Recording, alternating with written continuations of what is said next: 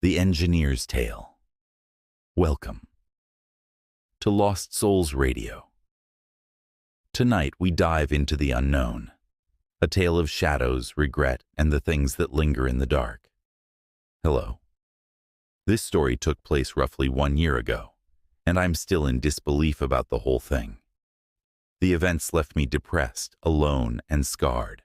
As the old saying goes, the devil is in the details. This holds much truth, but maybe it's time I tell my story. It is still out there, searching for me, looking for a way to escape. I can feel it as sure as sunlight on my skin on a sunny day, like a light pressure on the inside of my skull. Its presence, evil, or whatever you want to call it, wants to get me desperately, and it's pissed. My name is Steven. I'm 25 years old and lived just outside of Nashville, Tennessee. I was a structural engineer working for a small private consulting firm. I designed support systems for many top companies in the US. I was a hard worker, made really good money, and was engaged to the most wonderful woman I'd ever met. Her name was Julie, but I called her Jules. We first met at college, University of Tennessee to be exact. I was just beginning my junior year when we met at a Volunteers football game in Knoxville. The game itself is a blur now, but I remember everything about her. We hit it off right away and began dating shortly after. We were inseparable. It was like we were made for each other. We shared the same corny sense of humor, taste in music, literature, and just about everything else. By the time we graduated, we were deeply in love. We both were native Nashvillians. She grew up in Franklin, and I in Bellevue, both suburbs of Nashville. After graduation, Jewel returned to Franklin and moved into a small one-bedroom apartment. When I graduated, I managed to get a position at the structural engineering firm. The money was wonderful, so I could afford to move closer to work in a very nice two-bedroom apartment in Brentwood. Jules would spend weekends at my apartment most of the time, and I'd stay at hers during others, whatever was more convenient. My place was our main base, mainly because of Jojo, my dog.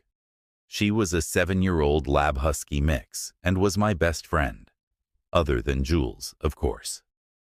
Jules's apartment complex wouldn't allow pets, so sometimes we'd sneak Jojo over when we could. Jojo was loyal, quiet, and cute as hell.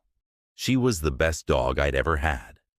At my apartment complex, my neighbors were a really cool couple who quickly became Jules's and my best friends.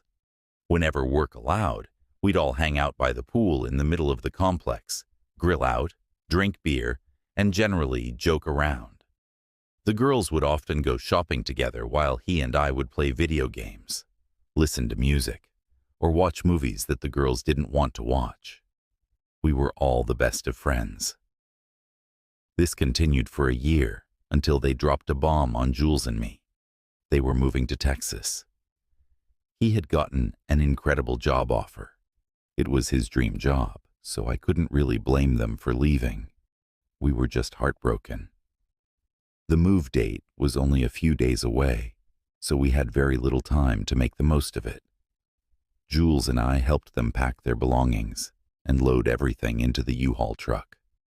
Tears flowed as they left for Texas. We knew there was no way we'd get enough time to visit them there with our work schedules. That night, Jules stayed over. Neither of us wanted to be alone, but something felt different about the apartment. Empty, yes, but there was something else, something I couldn't quite place. Jojo noticed it too. She kept pacing between the living room and the spare bedroom, their old room when they'd stay over. Her behavior was odd. That night, sleep wouldn't come. The air felt heavy, like just before a storm. Jules slept soundly beside me, but I kept hearing things. Small sounds, the kind you usually ignore but shouldn't. Footsteps in the hallway, whispers from the spare room. I told myself it was just the neighbors upstairs, but deep down, I knew better. Our upstairs neighbors had moved out weeks ago. The next morning, I convinced myself it was all in my head. Grief does strange things to people, right? But Jojo wouldn't go near the spare bedroom anymore. She'd sit at the end of the hallway, staring at the closed door, whimpering softly. Jules had to leave for work, but she promised to return that evening. I worked from home that day, trying to focus on structural calculations. The spare bedroom door would drift open occasionally, probably a draft from the AC, I told myself, but the vent was closed in that room. And sometimes when I walked past, I'd catch a glimpse of movement in my peripheral vision, like someone quickly stepping out of sight. That evening, Jules didn't show up. She wasn't answering her phone. I called her office. They said she'd left hours ago. I was about to call the police when she finally arrived, looking dazed and confused. She couldn't explain where she'd been. She remembered leaving work, getting in her car, and then nothing. Just blank hours. When I pressed her about it, she got defensive, said she probably just lost track of time at the store. But her car was cold when I checked it, like it had been sitting for hours, and there were no shopping bags. I started noticing small things out of place in the apartment. Items would move when no one was looking. A coffee mug on the counter would be in the sink. My keys would be on different hooks. Photos would be slightly crooked. Jules said I was being paranoid, but I caught her staring at the spare room's door for long periods, her head tilted as if listening. When I asked what she was doing, she'd say nothing, in a tone that didn't quite sound like her.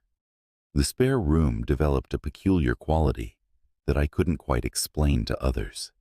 It wasn't anything obvious, no cold spots or strange sounds.